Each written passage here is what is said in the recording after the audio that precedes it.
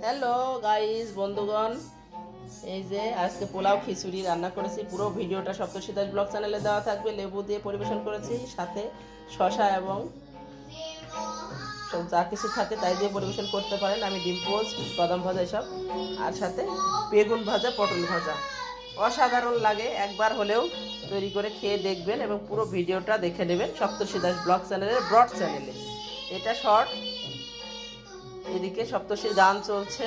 সপ্তর্ষি ভীষণ পছন্দ করে, একটু পিকনিকের মতো রাত্রে আমাদের চলছে খিচুড়ি, পোলাও খিচুড়ি দিয়ে উৎসবের মতো একটু আনন্দ ফুর্তি।